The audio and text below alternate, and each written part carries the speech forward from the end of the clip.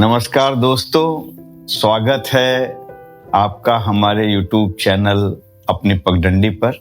आज एक ध्यानाकर्षण करना चाहता हूँ और वो ये है कि क्या आप भी कविता लिखना चाहते हैं या कविता लिख रहे हैं लेकिन आप झिझक जाते हैं। आपको लगता है कि कविता लिखना एक ऐसा कर्म है, एक ऐसा काम है जो कि बहुत ब्लेस्ड आत्मा लिखते हैं, वो उनके बस की बात है, कोई महान लोगों के बस की बात है और उसके लिए पता नहीं आसमान के तारे कौन से कहां से तोड़ के लाने पड़ेंगे। लेकिन मैं ये कहना चाहता हूं कि कविता लिखना एक महान कर्म तो है, पर ये ऐसा नहीं है कि केवल और केवल लिख सकते हैं वही लोग जिनको वरदान प्राप्त है। आप अगर कविता लिखना चाहते हैं तो आप अपने आसपास बिखरी हुई तमाम चीजों को उसका संसाधन बना सकते हैं, अपने विचार को और अपने आसपास बिखरी हुई चीजों को। अगर आप झिझक रहे हैं कविता लिखने से और आपको लग रहा है कि ये कोई बहुत महारत भरी काम है, तो आप जरूर इस वीडियो को देखिए। डॉक्टर वीरेंद्र सिंह रावत ने अपना चैनल जरूरी सवाल पर मेरा एक साक्षात्कार लिया था।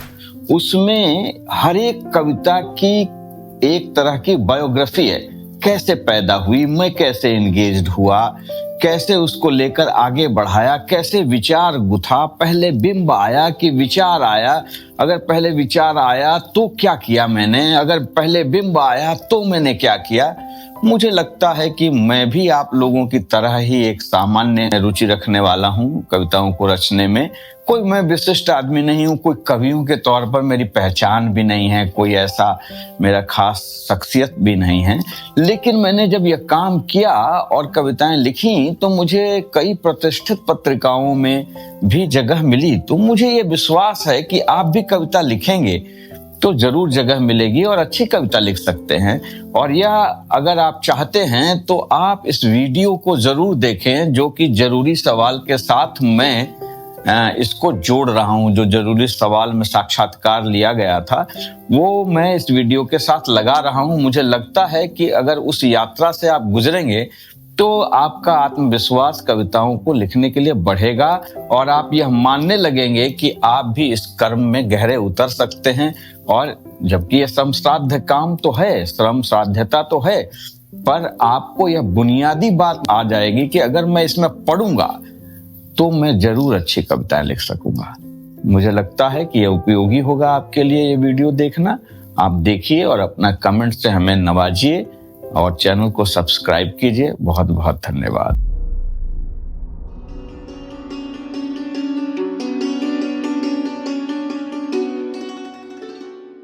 पहली सवाल ये है कि आपने कविता लिखना कब शुरू किया और इसकी वजह क्या रही, कौन सी प्रेरणा रही जिसकी वजह से आपने कविताओं की दुनिया में कदम रखा? आप मुझे अतीत में लेके चले गए। वस्तुतः मैं ये नहीं कह सकता कि यह मेरा व्यक्तिगत उद्यम है। इस रूप में मैं किसी तरह की शाबाशी अपने आप को नहीं दे सकता। घर में एक माहौल था, पिताजी और मेरे दादा वो छंदबद्ध कविताएं लिखा करते थे जिसको तुकांत के तौर पर पहचानते हैं, और मेरे मामा भी कविताएं लिखते हैं, आज भी वो लिखते हैं, छंदबद्ध अधिकतर लिखते हैं। तो वो जीजा साले की मीटिंग हुआ करती थी और उसमें वो कविताएं पढ़ते थे और एक बार और रिकॉर्ड भी करते थे। तो एक बार का वाकया है कि मामा ने बहुत प्रेशराइज कर दिया। मामा मेरे से 10-15 साल बड़े हैं, तो उनका नाम जनार्दन मिश्र है। तो उन्होंने बहुत प्रेशराइज किया कि नहीं, तुम भी कविता पढ़ोगे और अभी पढ़ो। तो मैंने उसी समय एक कविता लिख दी। वो क्लास 7th 8th की बात होगी और वो ये है कि मैं कुंठित तो नहीं, मेरी प्रतिभा दबी अवश्य है पाठ्यक्रमों के बोझ से। ये कविता मैंने उस समय सुनाई और 2-4 पंक्तियां इसमें और थी। तो मामा ने मुझे बहुत प्रोत्साहित किया कि तुम तो अलग किस्म की कविताएं लिखते हो। मैंने कहा लिखता नहीं हूं, लिख रहा हूं। तो इस तरह से शुरुआत हुई। तो एक तरह से कहिए कि एक जिसको बोर्दियों कहते हैं सांस्कृतिक पूंजी, तो वो परिवार से मुझे सांस्कृतिक पूंजी मिल गई। और उसके बाद मेरा एक दोस्त था, मैं पहले रायजादा की, राम रहीम की, जासूसी किस्म की किताबें पढ़ता था लाइब्रेरी से इशू करवा करवा के। लेकिन एक मेरा मित्र मिला जो मेरे से 2 साल छोटा था, और उसने मुझे धीरे धीरे गंभीर साहित्य की ओर बढ़ाना शुरू किया और कविताएं देनी शुरू की, पढ़ानी शुरू की। नागार्जुन की कविताएं, धूमिल की कविताएं, मुक्तिबोध की कविताएं। हालांकि मुक्तिबोध उस समय बहुत जटिल थे, लेकिन कुछ कुछ समझ में आता था। धूमिल और नागार्जुन ज्यादा समझ में आते थे। तो धीरे धीरे मैं इस तरफ से बढ़ा और कविताएं लिखने लग गया। फिर कविताओं पर टिप्पणी करने लग गया। अब्दुल बिस्मिल्लाह साहब को हमने बुलाया। हम एक संस्था चलाते थे, कलमकार। तो वो लाइब्रेरी चलाया करते थे, रीडिंग। तो यह भी आप कहिए कि एक तरह से सोशल कैपिटल की वजह से मुझे मिला। इसमें मेरी व्यक्तिगत उद्यमशीलता या प्रतिभा का कोई विस्फोट हुआ हो मेरे अंदर, ऐसा मैं देखता नहीं हूं। तो दोनों ने मिलकर मुझे इस तरह से बढ़ाया। एक तरह से कहिए सांस्कृतिक पूंजी और सामाजिक पूंजी, दोनों ने मुझे यहां तक पहुंचाया। आपकी प्रतिभा के विकास में जो सांस्कृतिक पूंजी है, वो परिवार की हो, आपके माहौल की हो, आपके दोस्तों की हो, उनका एक बहुत बड़ा हाथ रहा है। बहुत सारे लोग ऐसे मिलते हैं जो अपने आप को सेल्फ मेड की तरह से पेश करते हैं, ऐसे कहते हैं कि हम खुद बने हैं, जिसमें हमारी किसी तरह की जो सांस्कृतिक पूंजी है उसका कोई योगदान नहीं है। इससे आगे बढ़ते हैं और अभी समझने की कोशिश करते हैं कि मैंने आपकी जितनी कविताएं पढ़ी उसमें जिस तरह की जो कविताएं आप लिखते हैं, क्या कुछ खास तरह के कवि हैं जिनको पढ़ते हुए आपको लगा कि मुझे इस तरह की कविताएं लिखनी चाहिए? नाम तो बहुत है, क्योंकि कविता के से जुड़ाव जो है वो बहुत, मैं बता रहा था कि 7th 8th से हो गया था, तो उस समय से पढ़ते आ रहे हैं। इसलिए कुछ एक नाम लेना बहुत कठिन है, क्योंकि इसमें लोग चयन और बहिष्करण देखेंगे। लेकिन समय सीमा के आधार पर कुछ नाम लेना महत्वपूर्ण होगा। वो ये है कि मुझे धूमिल की कविताओं ने बहुत प्रभावित किया, नागार्जुन की कई कविताएं ने प्रभावित किया। बहुत छोटे छोटे तरीके, छोटे छोटे छंदों में लिखे हुए, जो कि वो तुकांत भी नहीं था, लेकिन उसका आंतरिक छंद था।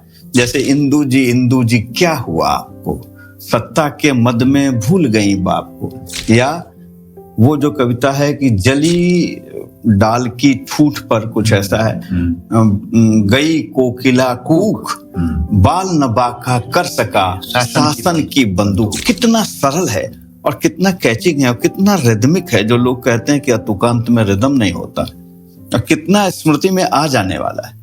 तो इस तरह से मैं नाम लेना चाहूंगा। बाद में आने के बाद अष्टभुजा शुक्ल, मंगलेश डबराल, राजेश जोशी, विष्णु खरे, इन जैसे लोगों ने मुझे बहुत प्रभावित किया। विनोद कुमार शुक्ल जो अभी जिनका देहांत हुआ है, उनकी कविताओं ने प्रभावित किया। इस तरह से मैं अगर कुछ नाम लेना चाहूं तो इन कवियों ने मुझे बहुत प्रभावित किया है, और मैं उनकी कविताएं संकलन पढ़ता रहता हूं। जैसे नरेश सक्सेना की कविताएं बहुत मारक और बहुत रुचिकर लगती हैं मुझे, पढ़ने में प्रेरित करने वाली लगती। जैसे आपने बताया कि आपकी शुरुआत आपके जो दादाजी हैं या मामा जी हैं उनके साथ हुई, और वो छंदबद्ध कविताएं लिखा करते थे। लेकिन आपकी कविताएं जो हैं वो छंदबद्ध होने की बजाय मेरे ख्याल से अतुकांत जिन्हें कहा जाता है, वो कविताएं ज़्यादा हैं। तो क्या इसकी कोई खास वजह है कि आपने यही रास्ता चुना कि आपको अतुकांत कविताएं लिखनी है बजाय इसके कि आप छंदबद्ध कविताएं लिखें? माकूल सवाल है। दरअसल ये बहुत सायास और जिसको कहते हैं सचेत चयन नहीं था। एक तो ये कि अतुकांत कविताओं के लिए उतना प्रशिक्षण की जरूरत नहीं थी, उतने छंद शास्त्र को जानने की जरूरत नहीं थी। तो एक पूर्व शर्त के तौर पर जो तुकांत कविताओं का होता है कि आपका इतना प्रशिक्षण होना चाहिए, फिर उसका अभ्यास चाहिए, और फिर उस अभ्यास के आधार पर कोई प्रशिक्षक चाहिए, है ना, जो ये देख सके कि आपने सही छंद का प्रयोग किया है। तो ये सबको उपलब्ध नहीं होता, हालांकि मेरे पास कल्चरल कैपिटल के बावजूद भी इतना उपलब्ध नहीं था। और दूसरी बात ये है कि मुझे इंटरेक्ट करने का मौका मिला जिन कविताओं के जरिए, मेरे दोस्तों के जरिए, वो दौर था जब रसियन प्रकाशन की किताबें, रादुगा की, मास्को प्रकाशन से बहुत सारी किताबें निकलती थी। तो एक तरह से प्रगतिशील धारा हमारे कस्बे में साहित्य की आ चुकी थी, और उस प्रगतिशील धारा में जो 60 के दशक में रघुवीर सहाय जैसे लोग लिख रहे थे, उसने एक नौजवान होते हुए विद्यार्थी को जिस तरह का जोश व खरोश और जिस तरह का असंतोष मन में पल रहा था, उसको अभिव्यक्त करने का एक रास्ता ऐसा दे रहा था जिसके लिए बहुत श्रम साध्यता की जरूरत नहीं थी, बहुत माहिर होने की जरूरत नहीं थी। आप अपनी आवाज दे सकते हैं बिना बहुत कठिन प्रशिक्षण से जुड़े हुए, और उसके लिए जो सांस्कृतिक पूंजी चाहिए थी उसके बगैर भी। इसलिए मुझे लगता है कि अतुकांत कविताओं ने उन सब बहुत सारे बड़े वर्ग को एक वाणी दिया जिनके पास इस तरह का पूर्व शर्त के तौर पर पांडित्य उपलब्ध नहीं था। इसके ऐतिहासिक उदाहरण के तौर पर आप देखेंगे कि जब सरस्वती में जो छपा हीरा डोम की कविता, तो आप देखेंगे वो अतुकांत ही थी और सरस्वती ने उसको जगह दी। अब उस तरह का पांडित्य आप उनसे उम्मीद नहीं कर सकते थे, क्योंकि वो उनके पास संसाधन ही उपलब्ध नहीं थे, वो ऐतिहासिक अधिकार नहीं था, वो तो सदियों से वंचित थे एजुकेशन से। कविता जैसे सॉफ्ट चीजों में जाना और ज्यादा जिसमें लेजर की उम्मीद की जाती है, वो तो उनको उपलब्ध नहीं था, तो वो तो कविता कभी आती नहीं अगर यह पूर्व शर्त होती तो एक तरह से इसको कहा जा सकता है कि कविता के लिखने का जनतांत्रिकरण, अतुकांत कविताओं ने जनतांत्रिकरण किया, और इसको ज्यादा बड़े वर्ग के लिए, जो कि जिसमें शोषित और दलित भी हैं, महिलाएं हैं जिसमें शामिल, उनके लिए खोल दिया कि वो अपनी जुबान लोगों के सामने ला सकें, कविता के तौर पर ढाल सकें। महिलाओं के संदर्भ में भी आप देखेंगे कि सुमन राजे की किताब है हिंदी साहित्य का आधा इतिहास, संभवतः यही नाम है, तो उसमें भी उन्होंने दिखाया है कि किस प्रकार फाइन, जिसको कहते हैं रिफाइंड कविता के नाम पर बहुत सारा साहित्य दरकिनार कर दिया जाता है। अतुकांत कविताओं ने वो जगह दी कि आम लोग, ज्यादा से खासकर श्रमशील लोग और जो परिधि से बाहर हैं, वो लोग इसमें अपने लिए जगह पाएं। यह विधागत जगह थी। राघवेंद्र जी, ये बात आपने जो कही है उससे हमारे बहुत सारे जो दर्शक हैं उनको ये जरूर पता चलेगा कि जो साहित्य की विधाएं हैं और जिस तरीके से साहित्य रचा जाता है, जैसे कि अगर हम कह रहे हैं छंदबद्ध कविताएं और जो है अतुकांत कविताएं, है ना, वो कैसे जो है बांधने का काम भी कर सकती हैं और वो अभिव्यक्तियों को मुक्त करने का काम भी कर सकती हैं, कैसे वो इंक्लूसिव हो सकती हैं और एक मायने में कैसे वो एक्सक्लूसिव भी हो सकती हैं। तो ये जो आपका जो विचार है और जो आपने बताई बात, वो बहुत एनरिचिंग होगी, बहुत एजुकेटिव होगी लोगों के लिए, मेरा ऐसा मानना है। आगे बढ़ते हैं तो मैं ये जानना चाहता हूं कि आमतौर से ऐसा कहा जाता है कि जो बावजूद इसके कि जो तुकांत कविताएं हैं उनकी बनिस्बत जो अतुकांत कविताएं हैं उन्होंने जनतांत्रिकरण किया साहित्य का, कविताओं का, लेकिन जो है ये माना जाता था कि जो अतुकांत कविताएं हैं वो दरअसल एक वीडियोग्राफी है। वीडियोग्राफी सेंस में है कि वो उसके पास विस्तार देने के लिए पर्याप्त समय है। उसे जब शब्दों का चयन करना है तो उसे शब्दों का चयन इस तरह से नहीं करना है, इस बंदिश के साथ नहीं करना है कि उसे अंत में एक तुक पर ला करके उसे खड़ा करना है। तो उस बात से वो मुक्त है। और इस तरह से कई लोग कहते हैं कि अतुकांत कविताएं दरअसल एक वीडियोग्राफी है, वो स्नैपशॉट नहीं है, वीडियोग्राफी है, और उसमें तफसील और डिटेलिंग के लिए जो है बहुत जो है जगह है। तो क्या जब हम अतुकांत कविताएं हैं उनको इस तरह से देखने की कोशिश करते हैं कि उसको में हम डिटेल देते हैं और कई बार हमने देखा है कि कई अतुकांत कविताएं जो हैं वो डिटेल देने के फेर में काफी बोझिल भी हो जाती हैं। एक तो चुनौती ऐसी लगती है हमको। दूसरी चुनौती ये लगती है कि जहां तुकांत कविताएं जो हैं पाठकों के जहन में अपनी एक जगह बना लेती हैं काफी लंबे समय के लिए, क्योंकि उसमें गीतात्मकता का पुट होता है, और अतुकांत कविताएं हैं उसमें गीतात्मकता का पुट नहीं है। तो क्या कभी आपके जहन में ये डायलेमा रहा है, ये द्वंद्व की स्थिति रही है कि अगर आपको अपनी कविताओं को लंबे समय तक के लिए लोगों के पाठकों के जहन में जो है रखना है तो आपको तुकांत की तरफ भी बढ़ना चाहिए? क्या आपने कभी इस पर विचार किया है? बिल्कुल ठीक बात है। ये कोई भी विधा अपने आप में न निरापद है और न ये कहा जा सकता है कि ये एकदम बेकार है। ये मतलब ये खासियत और ये कमी, ये सीमाएं विधाओं के साथ जुड़ी हुई है। ऐसा इकहरे विचार पर नहीं जाया जा सकता कि अतुकांत कविताओं की आज कोई महत्ता ज्यादा हो गई है, ज्यादा लोग लिख रहे हैं तो तुकांत कविताओं की कोई प्रासंगिकता नहीं है, ऐसा नहीं।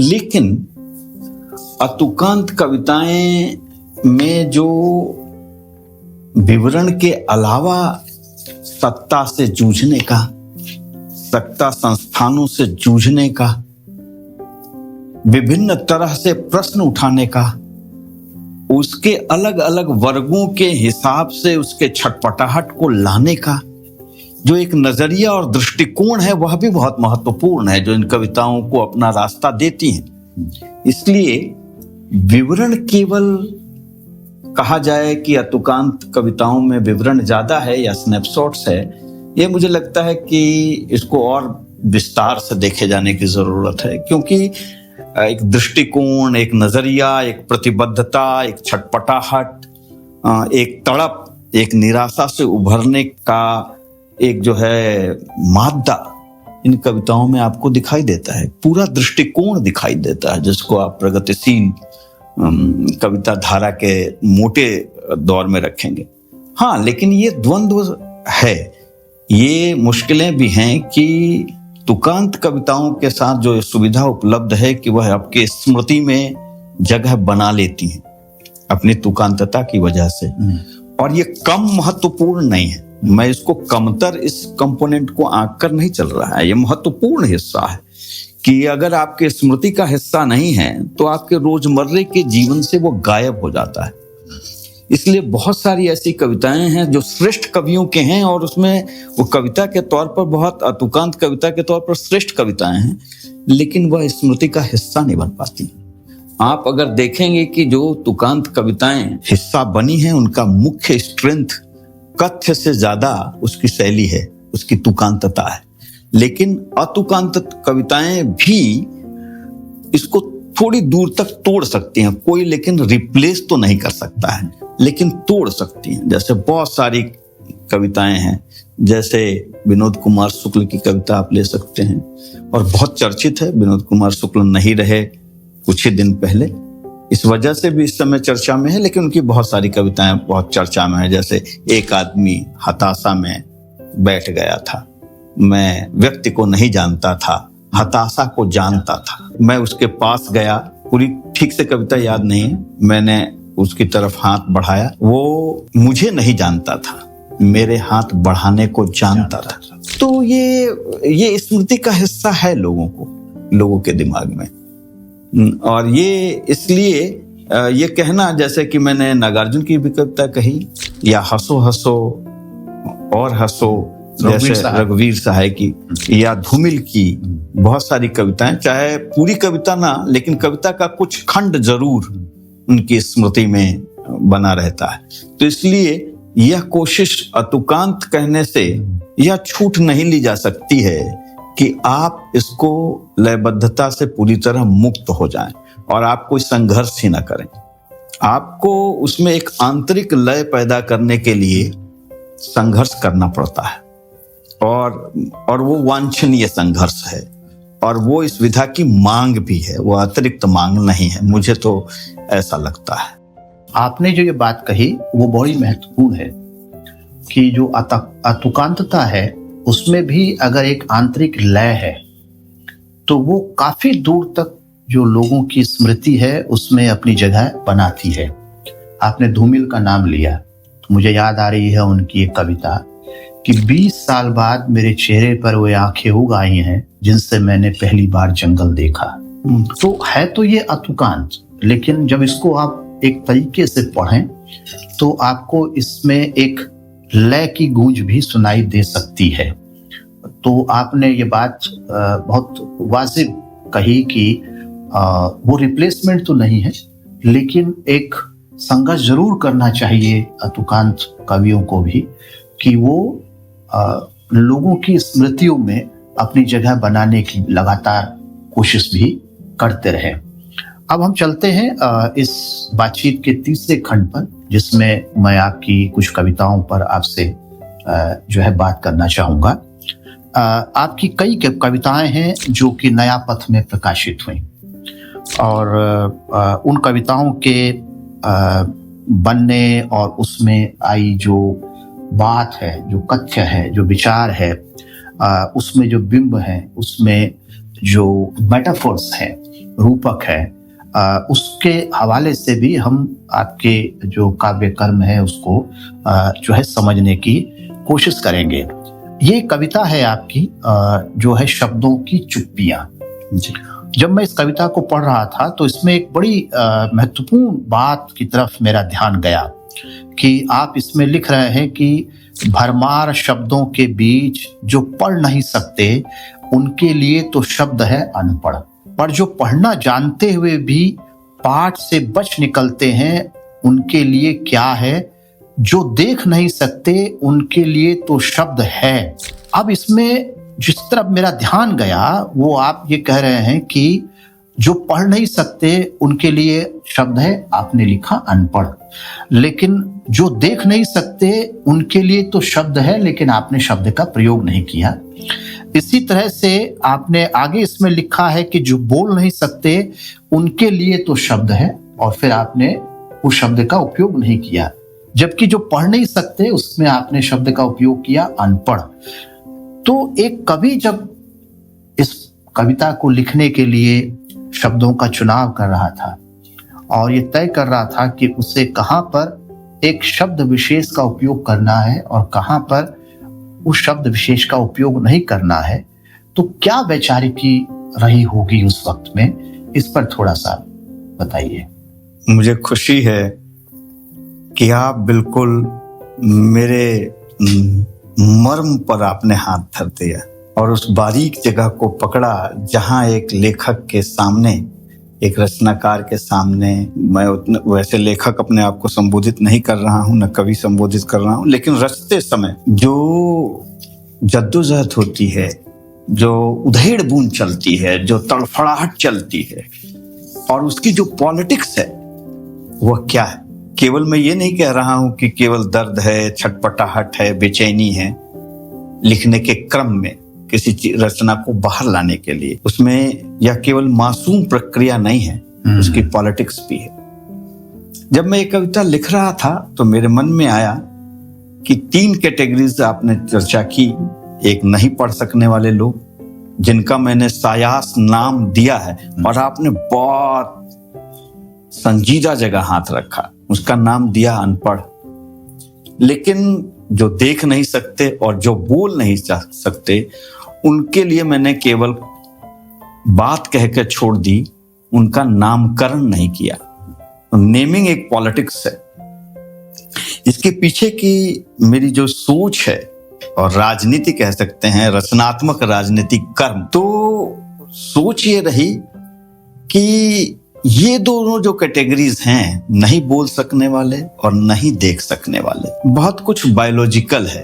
हालांकि इसमें भी न्यूट्रिशन और देखभाल और चिकित्सा व्यवस्था और गरीबी और शोषण, बहुत सारी चीजें शामिल हैं, लेकिन इसमें सीधे तौर पर उतना स्टेट इन्वॉल्व नहीं है जिसको राष्ट्र राज्य कह सकते हैं। उसकी जिम्मेवारी उतनी ही सघनता से शामिल नहीं है जितना किसी को अनपढ़ रखने में आजाद हिंदुस्तान में। तो इसलिए मुझे लगा कि जो कुछ हद तक बायोलॉजिकल हो सकता है और बहुत कुछ समाज रचित और व्यवस्था रचित, संरचना रचित हो सकता है, उसका मैं नाम न दूं और उसका नाम ज्यादा दूं, उसका नाम उभारूं जिसमें स्टेट का, नेशन स्टेट का हस्तक्षेप है और जो उसका कर्म था और वह अपने कर्म से, चाहे तो इरादतन या सोच की कमी की वजह से या किसी और तरीके से, आप कारण जो भी गिनवा सकते हैं, वो कारणों पर मैं नहीं जा रहा हूं, लेकिन जिसमें स्टेट वो काम पूरा नहीं कर सका, इसलिए मैंने उसका नाम दिया और बाकी का नाम नहीं दिया। दूसरी बात है कि अगर आप देखेंगे, तीनों शब्द डेरोगेटरी है, अपमानजनक है। अनपढ़ भी, और जो नहीं बोल सकते हैं वो भी, और जो नहीं देख सकते हैं वो भी। लेकिन समाज जितना बरतता आया है ऐसे लोगों को जो नहीं देख सकते, कविताओं में भी, रचनाओं में भी, साहित्य में भी, कहावतों में भी आप देखोगे कि अंधे की लकड़ी, बहुत सारी कहावतें हैं, मैं वहां नाम नहीं लेना चाहता हूं। तो जितना शिकार ये अभिव्यक्ति के हुए, सामाजिक बर्ताव के हुए, ये ज्यादा सघन था, जिसमें इनका रोल नहीं था, लेकिन वो पढ़ना चाह रहे थे और स्टेट ने नहीं पढ़ा। इसलिए मैंने जो जिम्मेवारी ज्यादा निभाई जा सकती है राष्ट्र राज्य के द्वारा, उसका नेमिंग किया और बाकी लोगों को मैंने इशारे पर छोड़ दिया, उनके लिए नेमिंग नहीं किया। तो ये कह सकते हैं रचना कर्म की अपनी प्रतिबद्धता और राजनीति से निकला हुआ ये सायास चुनाव है। राघवेंद्र जी, आपकी एक कविता है, छोटी है लेकिन इसका जो संदेश है वो काफी बड़ा है लोकतंत्र के लिहाज से। छोटी है इसलिए मैं इस कविता को पाठकों के लिए भी और यहाँ पर रखने के लिए भी पूरा पढ़ देता हूँ। कविता का शीर्षक है पायंदाज। आपने ब्रैकेट में लिखा है पांव पोंछनी। जो फुट मैट है दरवाजे के किनारे पर रखा जाता है एंटर करने से पहले, जिस पर पांव पोंछ करके अंदर जाया जाता है जी, वो आपने लिया है। आप लिख रहे हैं, सत्ता और जनता के मुहाने पर पड़ा मैं पायंदाज हूं। मेरी कई किस्में हैं जिसमें से कुछ प्रमुख हैं समरसता, लोकतंत्र और देशभक्ति। सत्ता से जनता और जनता से सत्ता में आवाजाही के बीचम बीच पड़ा मैं केवल पांव साफ करने के काम आता। मैं जब इस कविता को पढ़ रहा था तो कुछ अर्थ खुल रहा है इसका, बहुत थोड़ा सा अर्थ खुल रहा है। आप इस कविता में क्या कहना चाह रहे हैं? दो बातें रहीं इस कविता को। आपने जो कविता का चयन किया वो मुझे पुराने रचना के समय में ले गया, और जब मैं ये लिख रहा था तो दो बातें साफ थी।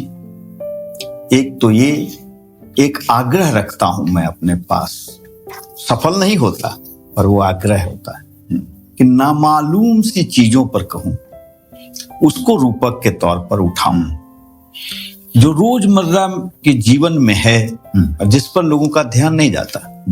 हिमालय, नदी, गुलाब, समुद्र, ये सारे रूपक जो है और बहुत प्रयोग में किए जाते हैं, लेकिन मेरा सायास चेतना को प्रशिक्षित करने की एक कोशिश रहती है, वो आग्रह की वजह से कि मैं वैसे प्रतीक को उठाऊं जो उपेक्षित रहती हैं, जो नामालूम, जिनकी हैसियत ही कुछ नहीं, कोई हैसियत नहीं, जिन पर कोई ध्यान ही नहीं जाता कि वो भी कोई चीज है, और खासकर वैसी चीजें जो पेट्रियार्की में महिलाओं से जिसका सबसे ज्यादा सामना पड़ता है, सावका पड़ता है। इसलिए मैंने झूना का भी इस्तेमाल किसी और कविता में किया, बर्तन भांडे का भी इस्तेमाल किसी और कविता में किया। वो ये आग्रह की वजह से मैंने पायंदाज, जिसको पैर पोछनी कहते हैं, उसको उठाया। तो एक तो ये आग्रह है कि नामालूम सी चीजों पर जाऊं, और जिनको बेकार की चीजें मानी जाती हैं, या ये सौंदर्य में जिनको एक खास तरह के सौंदर्य के खास तरह के मानक में उनसे मुंह मोड़ लिया जाता है, मुंह बिचका लिया जाता है। अरे पायदान भी कोई ये क्या लाए हो कविता में, मतलब कविता का सौंदर्य खराब, पायंदाज भी अब होगा, पैर पोछनी भी अब कविता का विषय होगा, कहाँ ले आए तुम कविता के सौंदर्य शास्त्र को। तो एक तो ये आग्रह रहा है कि मुझे इस स्टीरियोटाइप को तोड़ना है कि कविता में रूपक और उपमा वही अख्तियार कर सकते हैं जो सो कॉल्ड भव्य हैं, दिव्य हैं, बड़े हैं, हैसियत शुदा हैं। इनको तोड़ना, इनसे भिड़ना, इनसे जूझना और इनका विकल्प के तौर पर देखना आसपास की पसरी हुई चीजों पर जो हमारी सेवाओं में ज्यादा लगे रहते हैं। तो एक तो ये था। दूसरा ये था कि आइडियोलॉजी, आप देखते हैं जिन आइडियोलॉजीज का मैंने इस्तेमाल किया, समरसता, समता, लोकतंत्र और देशभक्ति, ये आइडियोलॉजी जो पैर पोछनी के तरह मैंने कहा कि सब, मतलब आप देखेंगे कि इन्हीं वादों के साथ आते हैं, और जब वो सत्ता के गलियारे के अंदर आते हैं तो इसमें पैर पूछ के चले जाते हैं। जैसे कि ये पायदान है और उसमें समरसता नाम की एक पायदान है, और वहां पूछ के तरह चले गए उस पायदान में, पैर पूछने में। अब उनको समता से कोई लेना देना नहीं है, देशभक्ति से कोई लेना देना नहीं है, पैर साफ हो गया, वहीं पर साफ हो गया। जिसको समाजशास्त्री हैबरमास ने कहा था कि आइडियोलॉजी एक वो मोटी चादर है, विचारधारा वह मोटी चादर है जिसमें निहित स्वार्थों को ढक लिया जाता है। तो एक तरह से कहिए कि कविता रचते हुए यह केवल मेरी निजी सृजनपने की उपज नहीं है, इसमें इंटरसेक्ट करता है। जो पढ़ा हुआ विचार है, जो समाजशास्त्र है, शिक्षा शास्त्र है, वह इसमें ताने बाने की तरह आकर घुलता मिलता है। तो एक तो रूपक के और के तौर पर ऐसी चीजों को उठाना, और दूसरी जो आइडियोलॉजीज जिस प्रकार से हेजेमनी कायम करती हैं, शोषण को बरकरार रखती हैं, और दूसरी तरह की जिस तरह की आइडियोलॉजीज का नाम लेकर लोग सत्ता में आते हैं और फिर उससे अपने आप को दरकिनार कर लेते हैं, इस विश्वास के साथ कि भारत की जनता जगी हुई नहीं है और उस आइडियोलॉजी को पकड़ कर नहीं रखेगी कि आपने तो पायदान से पहले आपने ये कहा था, और पायदान आपने उसको तो पायदान बना दिया, आपने समता को, समरसता को आपने तो पायदान बना दिया, उसको पूछ कर अंदर चले गए। उसके पहले आपके पैरों में ये सब सना था, समता, समरसता, देशभक्ति, ये सब सना था, और उसके बाद आपने उसको साफ कर लिया जैसे कि वो कोई गंदगी हो। पैर पूछने किस लिए काम आता है कि आप पैर बाहर की गंदगी न लेकर जाएं। तो ये तो ऐसा हुआ कि बाहर आपने गंदगी के तौर पर लोगों के बीच में फैला दिया, आपके लिए निजी तौर पर वो गंदगी है, और आपने पूछ लिया उसमें पैर, और बाहर आकर पाक साफ होकर बैठ गए, उन चीजों से साबका नहीं है। तो ये जो समाजशास्त्रीय जो भी थोड़ा बहुत पढ़ने से जो समझ बनी है वो, और सौंदर्य शास्त्र के, वैकल्पिक सौंदर्य शास्त्र के घोल मेल ने मुझे इस कविता को लिखने की ओर बढ़ाया। राघवेंद्र जी, आपने ये बात सही कही कि आपकी कविताओं में जो आम से दिखने वाले चीजें हैं उनको आपने बिंबों की तरह और रूपकों की तरह से उपयोग किया है। आपकी एक और कविता है जिसका शीर्षक है गणित की जिंदगी जी। और जब मैं इस कविता को पढ़ रहा था तो मुझे एक मायने में ये कविता जो है बड़ी ही मारक भी लगी और साहित्य की दृष्टि से बहुत ताकतवर भी लगी, क्योंकि एक तो इस कविता में बहुत सारे जो बिंब हैं उनका आपने उपयोग किया है, और ये जो बिंबों की झड़ी है वह उस दुनिया से उठाई है जिस दुनिया की तरफ आमतौर से लोग देखना पसंद नहीं करते हैं।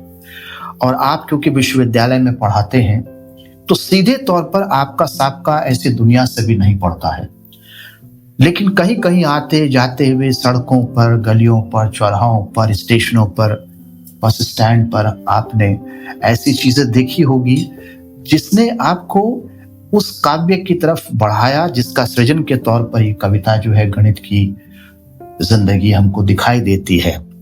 उसके कुछ हिस्से मैं दर्शकों के लिए पढ़ना चाहता हूं और फिर उसके बाद आप इस पर अपनी बात कहिएगा।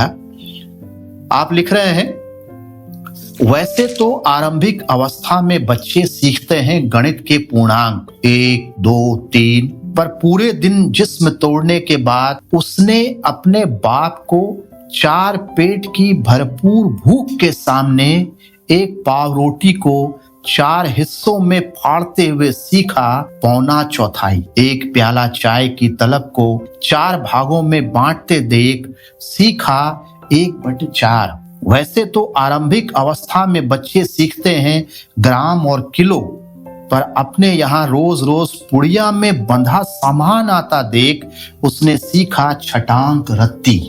औना पौना रत्ती छटांक ने उसका पीछा यही नहीं छोड़ा, जब वह बाप, पति और दोस्त बना तब भी औना पौना रत्ती छटांक ही बाप, पति और दोस्त बन पाया। जब वह 18 साल का हुआ तब नागरिक बना, पर 1/4 उसके आंगन में अब कभी चांदनी उतरती है तो 4.25 रत्ती छटांक ही उतरती है। तो एक तो ये कि आम जिंदगी बहुत सारे लोग जो जी रहे हैं, हिंदुस्तान में कहा जा रहा है कि 80 करोड़ लोगों को मुफ्त का अनाज मिल रहा है, तो उनमें से बहुत सारे लोग इस तरह की जिंदगी जी रहे हैं जिनकी हिस्से में 1, 2, 3 नहीं आ रहा है, वो रत्ती छटांक आ रहा है। और आप वहां लिख रहे हैं कि जो वो नागरिक बन गया, और हमने ये वादा किया था कि एक नागरिक को जो बुनियादी हक है संविधान में दिए गए उनका हक है, लेकिन उसके आंगन में जो चांदनी उतरी है, यानी जो ये बिंब है चांदनी का, वो भी रत्ती और छटांक ही उतरी है? तो इसको जरा हमारे दर्शकों के लिए थोड़ा सा आप खोलिए कि आप इस कविता से क्या कहना चाह रहे हैं। डॉक्टर वीरेंद्र, आज आप मुझे बिल्कुल खोल कर रख देंगे पाठकों के सामने। आपके सवाल ऐसे हैं एकदम उधेड़ कर रख देने वाला, कुछ भी एकदम निजी चीजों में जाना अच्छा भी है, और मुझे खुशी भी है कि आप उस मूल तत्व तक जाना चाहते हैं जिससे ये रचना आई मेरे अंदर। और किसी के साथ कैसे होती है मुझे मालूम नहीं, लेकिन मेरे साथ कैसा हुआ, जब मैं, आजकल आप देखते हैं कि दुकानें होती हैं और पैकेट्स में आते हैं चीजें, आप खरीदने जाएंगे तो पैकेट होता। हमारे समय में और अभी भी कई जगहों पर, बहुत सारी ऐसे जगहों पर, कस्बों में, गांवों में परचून की दुकान होती थी, बोरियों में सामान होता था। हमारे पास इतना क्रय शक्ति नहीं होता था कि हम साल भर का, महीने का, सप्ताह का राशन लेकर आए। तो कुछ पैसे दिए जाते थे, ये लो इतने पैसे का जीरा ले आओ, इतने पैसे का दाल ले आओ, इतने पैसे का चावल ले आओ, 1 किलो आटा ले आओ।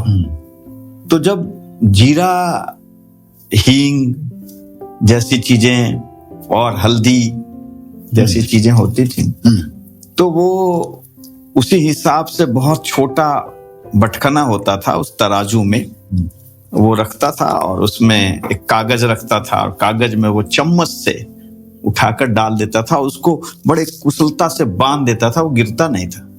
तो वो पुड़िया बनते थी। आजकल आयुर्वेद में सुना होगा आपने कि वो पुड़िया बांधते हैं, लेकिन वो राशन भी पुड़िया में ही आता था, इवन नमक भी। तो वो क्रय शक्ति का अभाव था।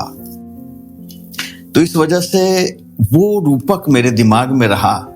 जब मैं यहाँ बच्चों को पढ़ते देखता था तो मुझे ये लगा कि उनको तो 1 किलो सिखाया जाता है, उनको तो 2 किलो सिखाया जाता है, उनको तो 1 मीटर सिखाया जाता है, उनको एक पूर्णांक सिखाया जाता है। और जबकि हिंदुस्तान के अधिकांश बच्चों के जिंदगी में ये जो मापन है अंक गणित का, ये शामिल नहीं है। तो एक तरह से जो आप कंस्ट्रक्टिविज्म में कहते हैं कि जीवन से उठाओ, विद्यार्थियों के जीवन से जुड़ने वाले चीजें होनी चाहिए। वो मैथ भी उससे तो बचता नहीं ना। तो आप सीधे पूर्णांक सिखाते हो क्योंकि आपके दिमाग में एक एलीट किस्म का एक कंसेप्ट है जो निरंतरता से आया है कि पहले तो पूर्ण सीखेगा फिर उसको बाइफरकेशन सीखेगा। तो इसमें कंस्ट्रक्टिविज्म कहाँ गया? इसमें गायब हो गया। उसके जिंदगी से वो चीजें उभर कर नहीं आ रही हैं। जिंदगी में जिस तरह से वो नापता है ना, आनों में नापते थे लोग, अभी जिस तरह से रुपयों में हिसाब करते हैं, तो वो रूपक मेरे दिमाग में आया। और उससे मुझे ये जो एजुकेशन का जो दुराव है, एक तरफ कंस्ट्रक्टिविज्म और दूसरी तरफ ऐसे उदाहरण का ना आना, ये मुझे इस कविता की ओर लेकर गया। राघवेंद्र जी, आपके उत्तर से एक बात मुझे याद आ रही है।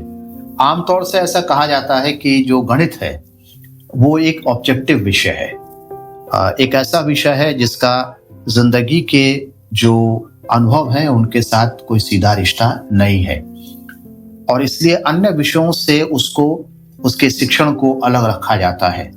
लेकिन आपने एक बड़ी महत्वपूर्ण बात कही कि जब हम पाठ्यक्रम बना रहे हैं, जब हम सवाल बना रहे हैं, जब हम खास तौर पर जो अलजेब्रा है उसके सवालों को बना रहे हैं, तो हम उस दुनिया की तरफ देखने के लिए तैयार नहीं हैं, या शायद वो लोग जो वो किताबें बनाते हैं, वो सवाल बनाते हैं, वो उस दुनिया की तरफ देखने के लिए तैयार नहीं है, या उस दुनिया के सीधे अनुभव उनको है नहीं।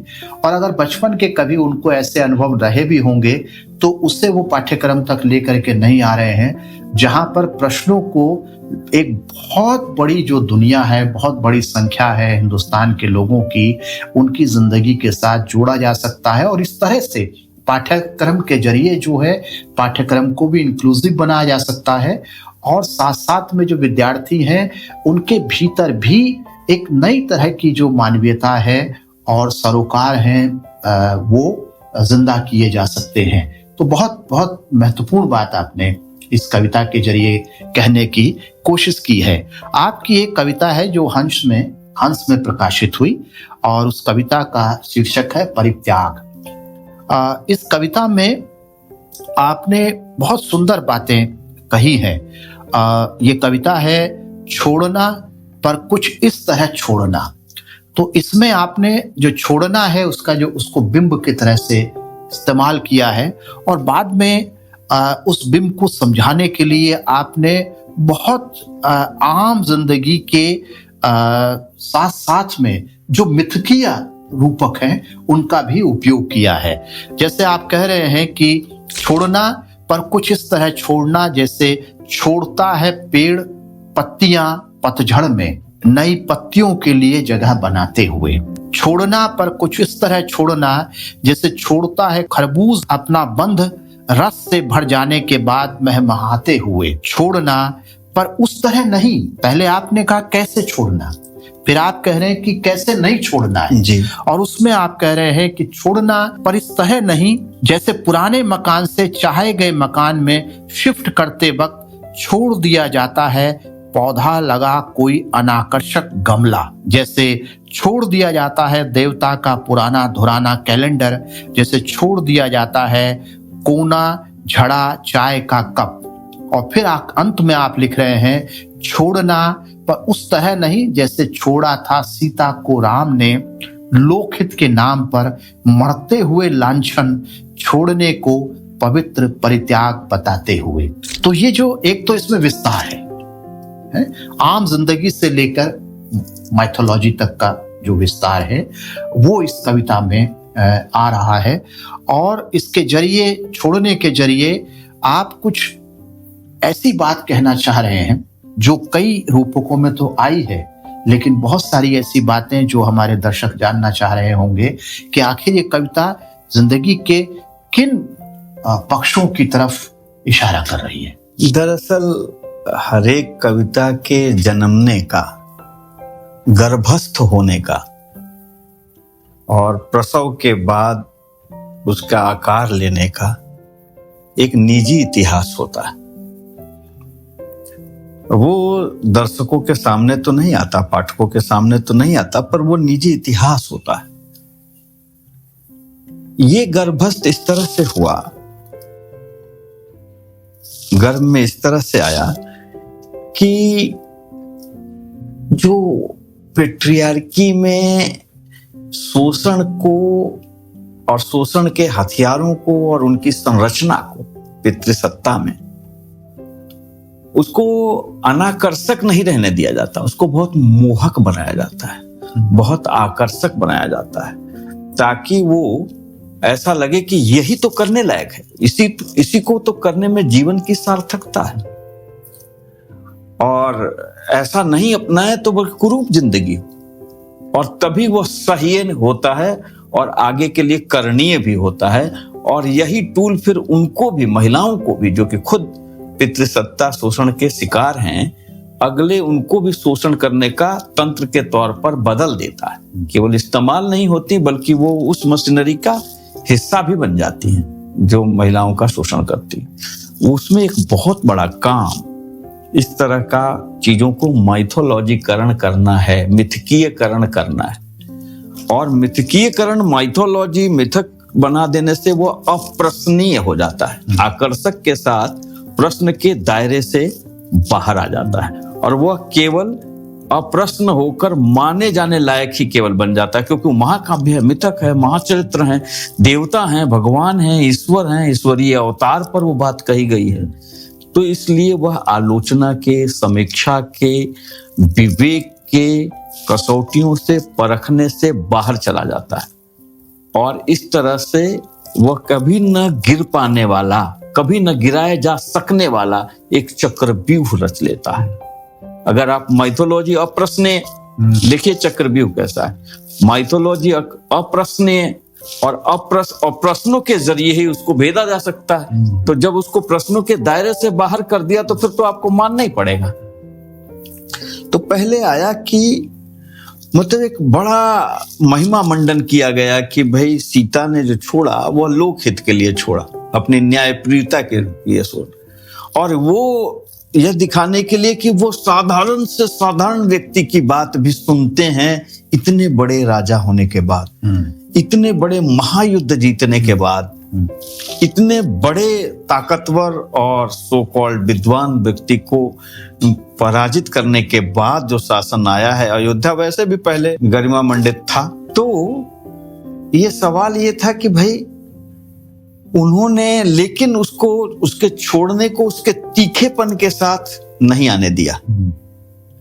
उसकी पेट्रियार्की जो कुरूपता है पितृसत्तात्मक, उसके साथ नहीं आने दिया, और उसको ऐसा कर दिया कि भाई राम राज्य में ऐसा होता है जिसमें अति शूद्र, मतलब जिनसे उन्होंने वो बात सुनी, जो मिथक जुड़ा हुआ है कि भाई सीता के बारे में वो लांछन लगा रहा है, और उसके नाम पर कि ये सबसे निम्न धरातल पर रहने वाले व्यक्ति को सुनकर, समझकर, और एक न्यायप्रिय राजा होकर, और इतना बड़ा कठिन निर्णय दोनों चरम पर दिखा रहे हैं। एक तो वो कि उस समय उन ऐसे लोगों को सुना ही नहीं जाता था, सवाल ही नहीं, जुबान ही नहीं है, बोलने का अधिकार ही नहीं, तो सुनने की बात तो बहुत दूर ही, सुना तो आज भी बहुत सारे लोगों को नहीं जा रहा, जुबान ही नहीं है।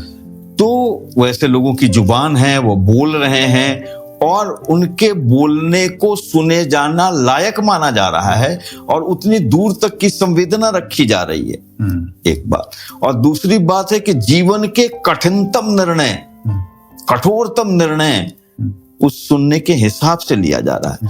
तो मुझे इस मिथकीय आख्यान को, जो कि पितृसत्ता में शोषण का औजार बनती है, उसको भेदने का मन था इस कविता तो इस रूप में यह शुरू में आइडिया के तौर पर आया और एक तरह से एक कर्म के तौर पर आया कि इस आइडियोलॉजी को मैं भेदूंगा। कविता गर्भस्थ इस तरह से हुई, बाद में और तरीके से विकसित हुई। राघवेंद्र जी, आप बात करते हैं आपकी कुछ ऐसी कविताओं पर जिन्हें सुनने का मौका मुझे मिला है और जो अभी प्रकाशित नहीं हुई हैं। उसमें से एक कविता तो अभी आपने परसों ही सुनाई और ये कविता बड़ी खूबसूरत है, बहुत छोटी है, लेकिन जो प्यार की चाहत है, प्रेम की चाहत है और एक सहारे की चाहत है जिंदगी में, उसको आपने जिस बहुत आम से नामालूम से रूपक से समझाया है, वो बहुत कमाल का है।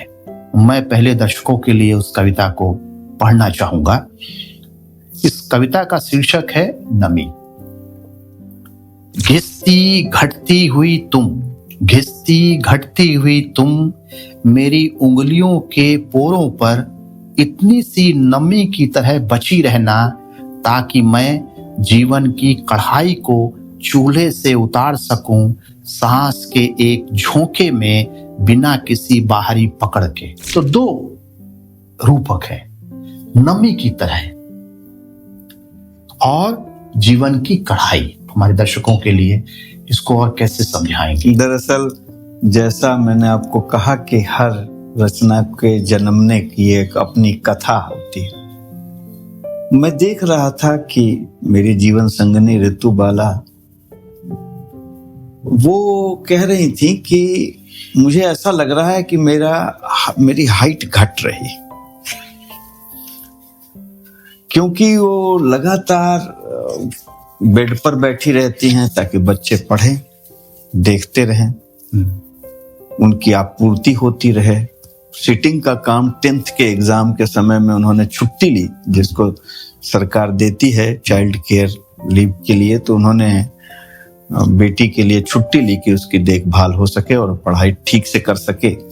इस दरमियान वो लगातार बैठी ही रही और सिलेंडर का काम, बिजली का काम, फला पेमेंट, वो पेमेंट, वो सब करती रही, जिसकी वजह से मुझे एक तरह से समझिए कि पैट्रियार्की में मिली हुई ये फुर्सत, ये दर्द रहता है, क्योंकि मैं जेंडर स्कूल एंड सोसाइटी भी पढ़ाता हूँ। तो एक तरह से कहिए कि ये पैट्रियार्की की संरचना में मिली हुई फुर्सत ने मेरी रचनाओं को लाने में काम किया। एक तरह से एक शोषण से निकला हुआ समय भी है, माना जा सकता है इसको। तो ये फुर्सत मुझे न होकर अगर उन्हें मिलती दूसरे तरीके से पलटकर, तो शायद उनकी जुबान से वो सब निकलता। तो इन सब में मैं देख रहा था कि जबकि बौद्धिक प्रखरता में नहीं कह सकता कि मतलब कोई तुलनात्मक स्थिति है कि उनकी कम है मेरे से, लेकिन मौके नहीं, मौके तमाम संघर्षों के बावजूद भी, लगातार मेरी कोशिशों के बावजूद भी मैं उतना नहीं उतर पाता हूं। और ये शायद मेरी ट्रेनिंग का हिस्सा है। तो मुझे दिखाई दे रहा है कि हर तरह से वो घिस रही थी, हर तरह से उनकी काया, बौद्धिक काया, फुर्सत की काया और शारीरिक भी वो सिमट रही है। तो मुझे ये दर्द मेरे दिल में था, उसके लिए सही समय नहीं मिल रहा था, सही रूपक, सही भाषा नहीं मिल रही थी। जब वो कल नहीं थी, परसों नहीं थी, तो मैं कढ़ाई गर्म करके उतार रहा था, तो मैंने देखा पकड़, जो जिसको संडासी कहते हैं, वो दूर रखा हुआ था। तो मैंने कहा एक क्षण में उतार लेता हूँ। तो पकड़ के मैंने उतारा, हालांकि उतने में गर्मी प्रवेश कर गया, पर हाथ जलने से बच गया। तब मुझे वहां से ध्यान में आया कि वो तो मेरी जिंदगी में एक पोर में रहने वाली एक नमी की तरह है। तो मैं कम से कम ये कोशिश करूं कि कम से कम घटते घिसते हुए भी इस बात के लिए संघर्ष करूं कि कम से कम वो नमी की तरह तो बची रहे मेरे पास। इसमें भी एक तरह का यूटिलिटेरियन ख्याल हो सकता है। अगर इस कविता को भेदा जाए तो देखा जाए कि आप अपने लिए ही तो चाह रहे हैं, उनके घसने और मिटने के प्रति संघर्ष क्यों नहीं है कि ऐसी संरचना जिसमें वो घटे और घिसे नहीं, लेकिन हर कविता में केवल आइडियोलॉजी नहीं होती है, भाव का उच्छाह भी होता है। ये कामना है कि वो इतना घसती घिट और घिसती नहीं। ये चाहत है, और यहाँ से संघर्ष जन्म ले भी सकता है और नहीं भी ले सकता, वो डिपेंड करता है। पर जन्मभूमि ये हो सकती है कि अगर आप व्यथित हैं तो संभव है कि आप संघर्ष की ओर जाएं, उनको बचाने के लिए जाएं, उनको समृद्ध करने की ओर बजाएं, उनको झमटार वृक्ष बनाने में योगदान दें। आप कम से कम अपनी तरफ से, न कि केवल वहां से जीवन प्राण सोखते रहें। ये इसकी कथा है। इस कविता से संतुष्ट भी हूं और असंतुष्ट भी हूं। अपनी इस पिछली कविता के आलोक में जो बात आपने कही, उसमें एक किस्म की आत्म स्वीकृति भी है, आत्मालोचन भी है, और एक सजग व्यक्ति की दृष्टि भी उसमें दिखाई देती है। मैं जानता हूं कि आप जो है यूनिवर्सिटी में जेंडर का कोर्स भी पढ़ाते हैं, तो एक कविता आपकी मेरे को पढ़ने का मौका मिला जो अभी प्रकाशित नहीं है, और आपने वो कविता मुझे सुनाई भी। हाल में ही आप एक स्कूल गए थे और वहां पर से आप इस कविता को उसका एक पौधा लेकर के चले आए। बड़ी खूबसूरत कविता है और बहुत ऐसी चीजें जिससे हम रोज गुजरते हैं, लेकिन जो है वहां से उसको एक रूपक बना करके और उससे कविता के रूप में गठित किया जा सकता है। उसकी एक वानगी इस कविता में हमको देखने को मिलती है। बड़ी सुंदर कविता है और मैं चाहूंगा कि दर्शक इस कविता को सुने। कविता का शीर्षक है प्रार्थनाएं, और इस कविता में हमको दिखाई देता है कि कैसे जो एक जेंडर है, यानी फीमेल जेंडर है, उसको लेकर के कितनी खूबसूरत बात इस कविता में कही गई है। तो कविता है, इसका शीर्षक है प्रार्थनाएं। सजदे में, प्रार्थना में या फिर कृतज्ञता से भरकर मुझे अगर कहीं मत्था टेकना हो तो मैं अपना मत्था उस अनाम पत्थर पर टेकना चाहूंगा जो हंसते खिलखिलाते हुमक कर आसमान तोड़ती लड़कियों के मस्ती भरे सैकड़ों कदमों को दिन भर वर्षों से अपनी पीठ पर ले जा रहा है। आज जो कमान सरीखा नतोदर हो गया है, लो मैं अपना मत्था धरता हूँ बालिका विद्यालय के उस पत्थर पर जिस पर उकेरा गया था उम्मीद का पहला सूरज। कभी कभी मंदिर में नहीं, इतिहास की सीढ़ियों पर होती हैं सबसे संजीदा प्रार्थनाएं। इसमें जो रूपक है और जो बिंब है पत्थर का, और फिर एक रूपक है कि उम्मीद का पहला सूरज, तो क्या कहानी है इस कविता की? आपने मुझे भावुक भी किया और रुमानी भी किया एक साथ ही। इसकी एक निजी कथा ये है कि मैं सुपरविजन के लिए कमला नगर दिल्ली में एक बिरला स्कूल है, बालिका विद्यालय, आजादी के समय का है, और भौतिक तौर पर मैंने देखा कि वहां की सीढ़ियां जो पत्थर लगी होंगी उसके बाद वो रिप्लेस नहीं हुई। यह एक अलग ही कथा कहती है कि लड़कियों की शिक्षा को लेकर, उनको दी जाने वाली सुविधाओं को लेकर व्यवस्था कितना संजीदा है। लेकिन उस पत्थर ने, मैंने देखा कि उस सीढ़ियों पर जो पत्थर हैं वो बीच से काफी पतली हो गई हैं, तो इस तरह से नतोदर हो गई हैं, मतलब जिसमें बीच में गड्ढा, तसलानुमा जैसे हो गई है, जिसको आप कन्वेक्स या कनकेव कहते हैं, मुझे ठीक से अंग्रेजी भौतिकी की भाषा में। तो वहां से, और ये मैं कई साल पहले की घटना है, वो मैंने उस पत्थर को देखा तो मुझे लगा कि मतलब किसी मंदिर, किसी गिरजाघर, किसी गुरुद्वारे के जो माथा टेकने वाली जगह है उससे कम पवित्र नहीं है। मेरा सच में दिल किया, हालांकि लड़कियां आ जा रही थी और मुझे थोड़े देखे जाने का शर्म भी था कि स्टूडेंट देखेंगे या टीचर देखेंगे तो ये क्या करने, लेकिन मेरा मन हो रहा था कि थोड़ी देर में उस पत्थर पर अपनी ललाट टिका दूं, जैसे नमाज में सजदा किया जाता है, ललाट का जो हिस्सा टका। और मुझे लगा कि इससे बहुत मुझे सुकून मिलेगा, बहुत शक्ति मिलेगी भावुकता के साथ। पर ऐसा कर न सका, लेकिन मैंने धीरे से आंख चुराकर धीरे से उसकी मिट्टी पोंछ ली और धीरे से ऐसे लगा लिया, आंखें चुराते हुए लोगों से। तब से ये कविता मेरे अंदर थी, उभर कर आ नहीं रही थी। इधर एग्जाम में कुछ फुर्सत मिला तो मैंने सोचा कि इस कविता को उस तरह से जन्म दूं। तो एक तरह से मुझे लड़कियों की स्कूल जब भी जाता हूं बहुत रोमानी हो जाता हूं, और ये देखता हूं कि लड़कियां जो अपने सोकोल्ड अपने घर में अपने माता पिता बहन भाई के सामने जितना उन्मुक्त नहीं हो पाती, जो वो रूप आप देख नहीं सकते, वो स्कूल में देखते हैं। तो इस तरह से मुझे बालिका विद्यालय जाना बहुत ही प्रियकर लगता है, और पृष्ठभूमि में नेपथ्य से उनको देखना बहुत सुकूनकारी लगता है। ऐसा लगता है कि जैसे मैं किसी प्रकृति के किसी गोद में चला गया हूँ, या सो कॉल्ड जिसको आध्यात्मिक जगहों जानने में जितना चैन पड़ता है, जो रूहानी शांति मिलती है, वैसा कुछ लगता है। बहुत खूबसूरत, बहुत खूबसूरत। जिस तरह से आपने जो है एक नौकरी के हिस्से को, यानी विद्यार्थियों को, अपने बीएड के विद्यार्थियों को पढ़ाते हुए देखने के लिए, उनका मूल्यांकन करने के लिए, स्कूल जाने के अनुभव को जितना रूमानियत से और जितने मोहब्बत से और जितनी भावनाओं से आपने पढ़ दिया, और उसमें जो है लड़कियों की आज़ादी का ख्याल जो आपको जितना प्रिय तरीके से इस कविता में उभर कर आया है, बड़ी ही जो है बहुत प्रेरणादायक भी है और बहुत खूबसूरत भी है एक कविता के तौर पर।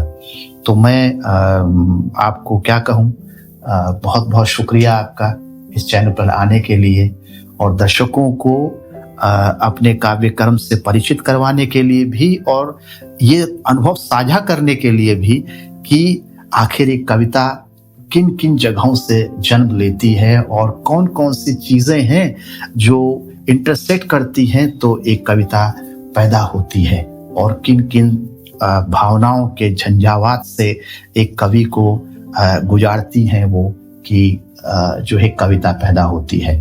बहुत बहुत शुक्रिया आपका। आपका बहुत बहुत आभार जरूरी सवाल पर मुझे जगह देने के लिए, और उससे भी ज़्यादा ये कि आपने आज मुझे भावुक भी किया, रुमानी भी किया अपने सवालों के जरिए, और नितांत निजी रचना के निजी अनुभवों को पाठकों के सामने, श्रोताओं के सामने रखने का मौका दिया। आपके सवालों ने वो संभावना थी जिससे मैं रीविजिट करूं, वरना इस भागते दौड़ते समय में अपने पुराने समय में जाकर देखना और उस पर उससे संवाद करना बहुत दुष्कर हो गया है। तो एक तरह से रचना कर्म की प्रक्रिया से फिर से रूबरू होना, फिर से मुलाकात करना ना, वो कुछ ऐसा ही हुआ कि जैसे विस्थापित होकर 20 साल बाद आप पुराने घर में जाते हैं और जिस तरह से रुमानी हो जाते हैं, उसी तरह से रचना कर्म में, हालांकि ये विस्थापन नहीं है, रचना कर्म में ढीले ढाले रूप में मैं यूज कर रहा हूँ, लेकिन उन जगहों पर जाना, उन अनुभवों पर जाना, एक तरह से फिर से उस सृजन में पढ़ने जैसा मौका दिया आपने। इसके लिए बहुत बहुत आपका आभार। तो दर्शकों, ये थी बातचीत प्रोफेसर राघवेंद्र प्रपन्न के साथ में। मुझे उम्मीद है कि आपको ये पसंद आई होगी। अगर आपको ये वीडियो अच्छा लगता है, ये चैनल अच्छा लगता है, तो आपसे रिक्वेस्ट है कि इसे लाइक, शेयर और सब्सक्राइब करें। मिलते हैं अगले वीडियो में, तब तक के लिए नमस्कार।